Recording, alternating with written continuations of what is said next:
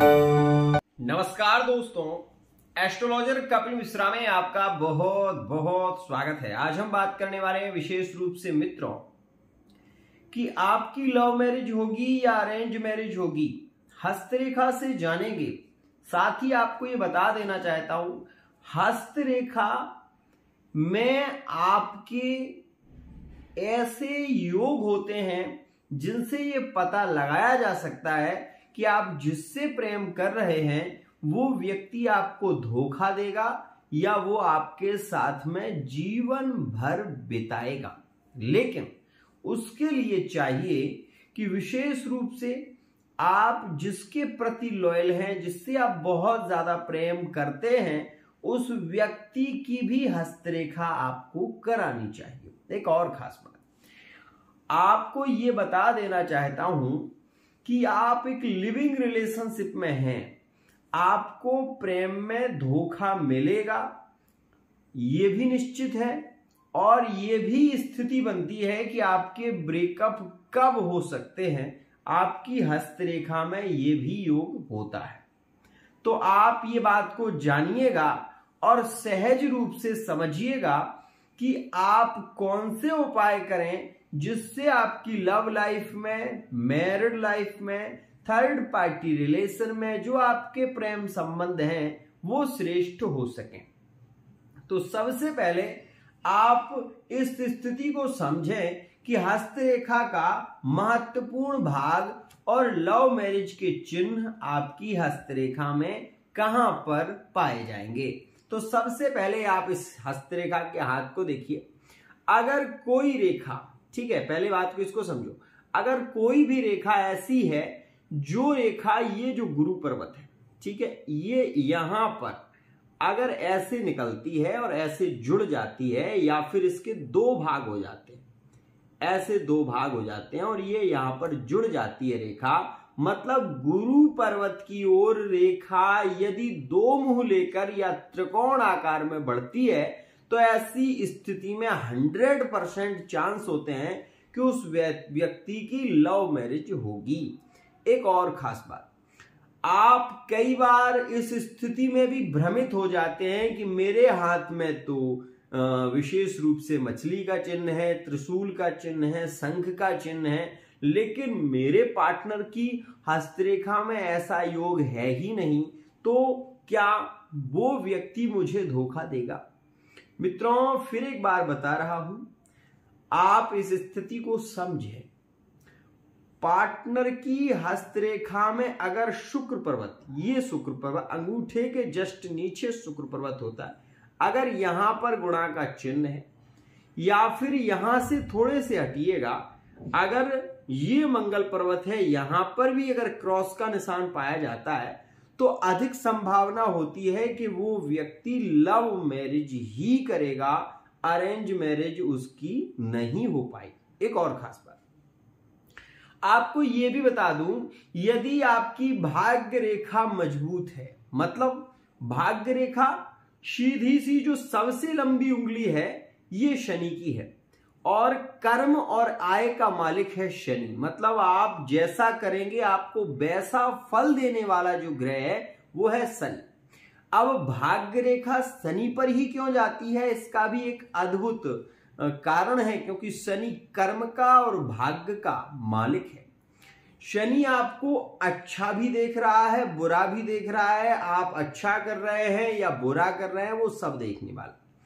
यहां से जो भाग्य रेखा निकलती है, मणिबंध चक्र कहते हैं इसे, और मणिबंध चक्र से जो रेखा निकलती है वो सीधी चली आती है और ये जो लंबी रेखा है, लंबी उंगली है, इसको यहां पर यहां तक जाती है।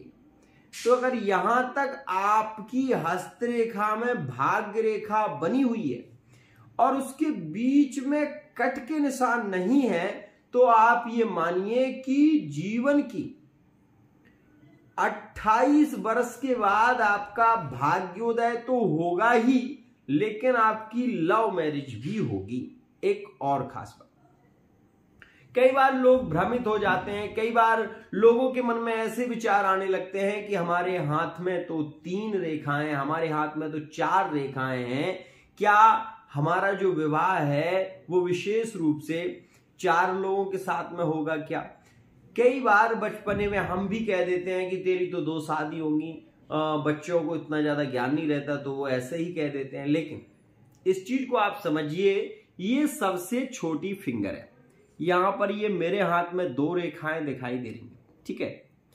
आपके हाथ में 3 हो सकती हैं, लेकिन ये 2 रेखाएं, सबसे खास बात, 2 रेखाएं ये इसलिए बनती हैं या 3 रेखाएं इसलिए बनती हैं कि जो सबसे गहरी रेखा होगी, ध्यान से समझना, जो सबसे गहरी रेखा होगी और जो हृदय रेखा के जितने करीब होगी, आपका रिश्ता उतना मजबूत होगा।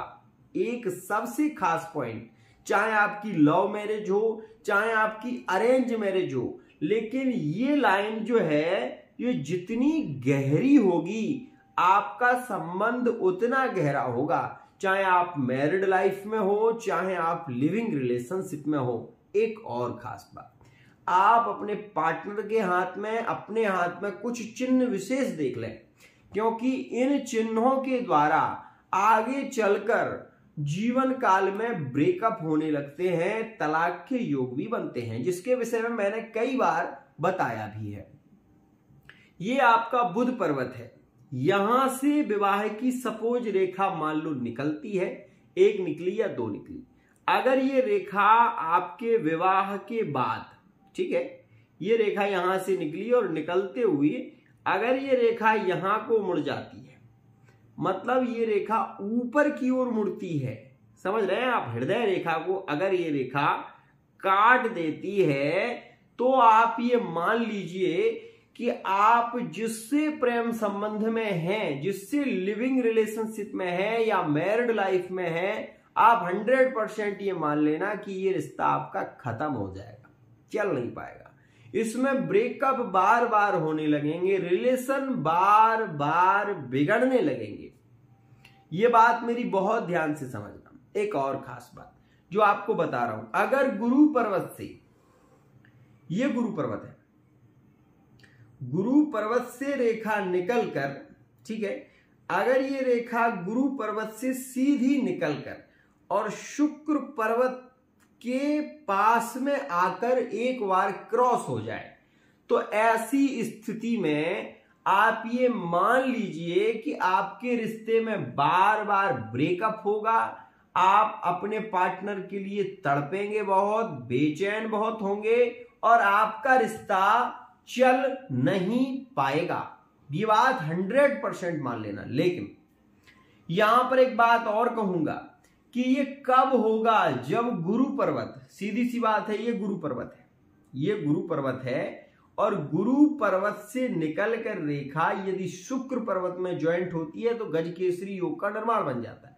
लेकिन बीच में यदि क्रॉस होता है, मतलब वो रेखा यदि बीच में कटती है, तो ऐसी स्थिति में आपके कई बार ब्रेकअप होंगे, रिलेशन टूटेंगे, रिलेशन में बहस बहुत होगी और आपकी लाइफ खत्म हो जाएगी। ये बात ध्यान रखिएगा। तो हस्तरेखा के माध्यम से बहुत सारी बातों को जाना जा सकता है।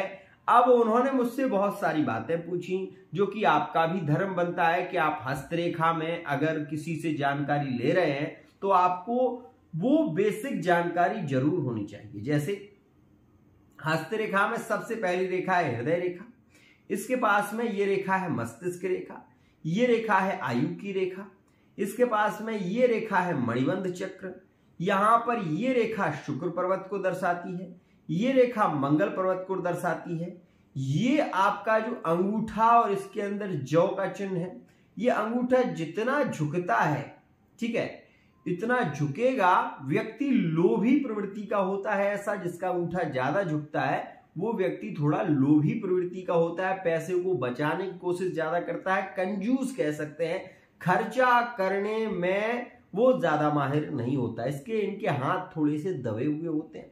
जिनके हाथ की हथेली में गड्ढा होता है, ऐसे व्यक्ति के पास में धन तो बहुत आता है, लेकिन ये धन को पास में रखते ज्यादा है, खर्च कम करते हैं। ऐसी स्थिति देखने को मिलती है जिनके हाथ में गड्ढा होगा। ध्यान रखना, ये मेरे हाथ में गड्ढा है मान लो, ऐसे अगर किसी के हाथ में गड्ढा है तो ऐसा व्यक्ति धन को बचा कर रखेगा। ध्यान रखना, ऐसा व्यक्ति अपने बुरे समय के लिए पैसे को एकत्रित करके रखता है, लेकिन जिसका अंगूठा ज्यादा झुकता है ऐसा व्यक्ति लोभी प्रवृत्ति का होता है। ऐसा व्यक्ति थोड़ा सा हम ये कह सकते हैं घमंडी भी होता है।